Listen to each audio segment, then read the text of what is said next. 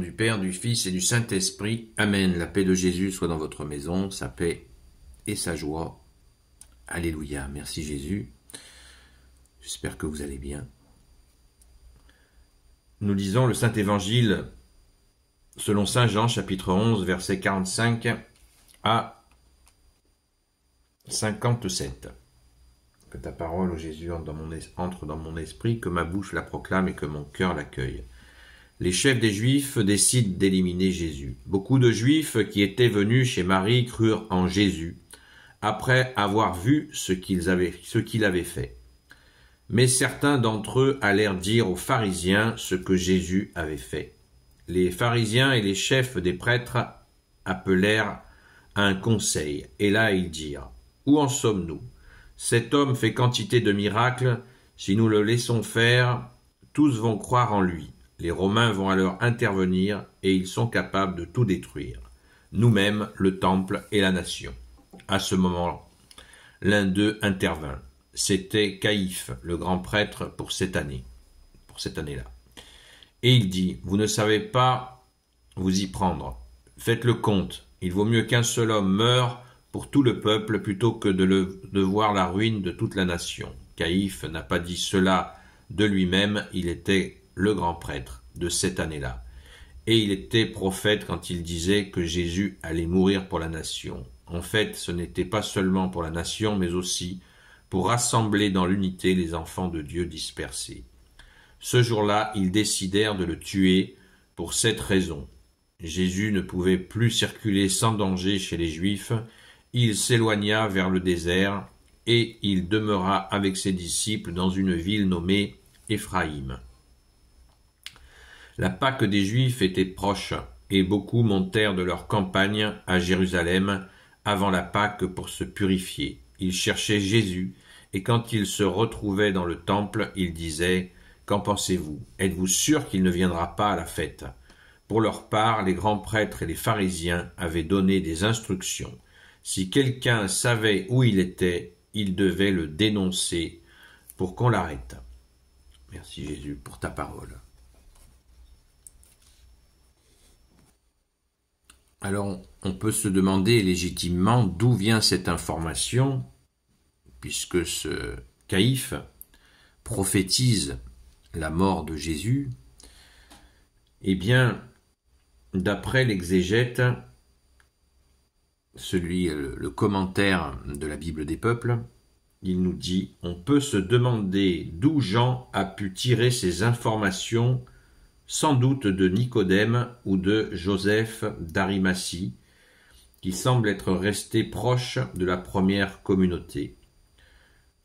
On verra que l'évangéliste avait ses entrées chez le grand prêtre. Et il nous renvoie à Saint Jean, chapitre 18, verset 15. Donc, on va les voir, puisque c'est tout ça. C'est très intéressant.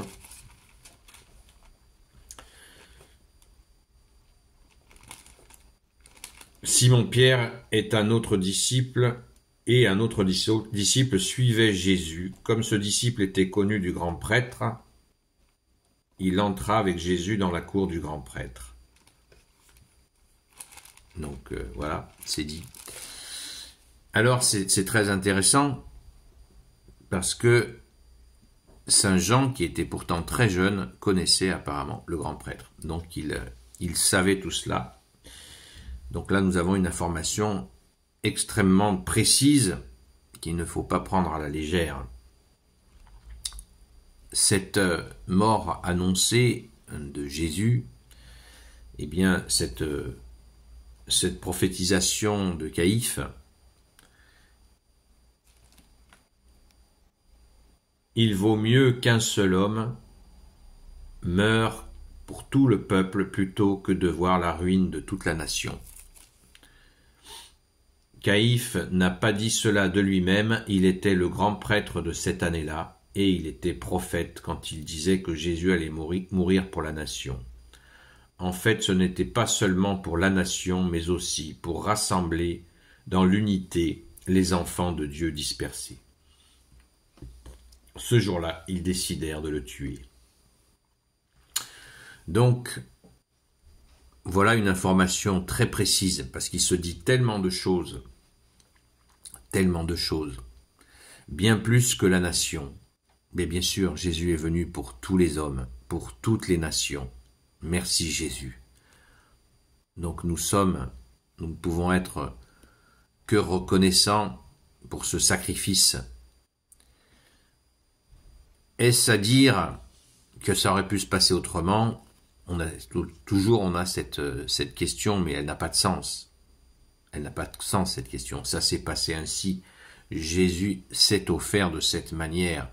On ne peut pas dire, voilà, le plan de Dieu, moi j'ai une meilleure idée que le plan de Dieu. On discutait hier avec quelqu'un, ça n'a pas de sens. Il faut éviter de s'aventurer dans cette pensée. C'est sûr que, moi ce qui me paraît par contre important, c'est que ces gens qui ont refusé Jésus avec cet acharnement, on en a parlé pendant je ne sais pas combien de lectures, ça nous est dit et redit, cet acharnement à refuser Jésus est dramatique, évidemment, mais cela nous montre l'endurcissement des cœurs, ça nous interpelle bien sûr. Donc tout simplement, quand nous savons comment tout ça se l'est passé, et se rappeler sans cesse cette parole qui nous dit qu'il fallait que Jésus soit élevé de terre pour que les gens le voient, le reconnaissent comme le Sauveur. Il fallait cette situation, c'est dit, c'est acté.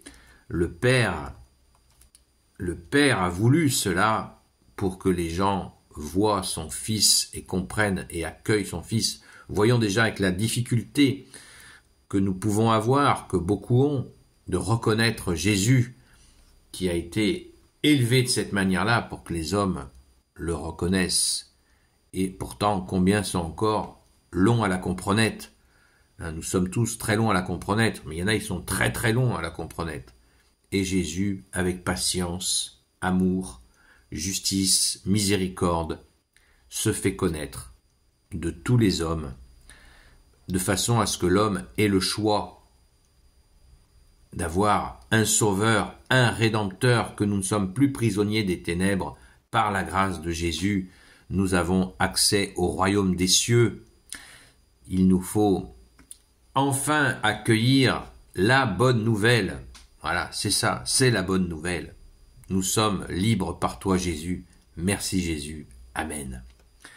Gloire soit au Père et au Fils et au Saint-Esprit, maintenant et toujours et pour l'éternité. Amen. Ô Jésus, toi qui peux tout et qui portes tout, toi le Sauveur, toi l'Emmanuel, je te confie toutes celles et ceux qui regarderont cette vidéo, ainsi que leurs proches, selon ta seule volonté, ô Jésus.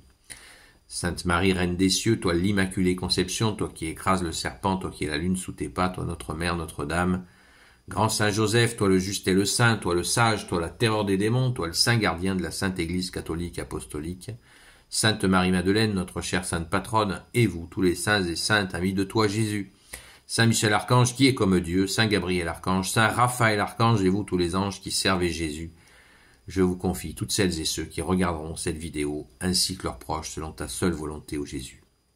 La paix de Jésus soit dans votre maison. Prions pour nos frères russes qui ont subi un grand massacre. Prions pour les blessés.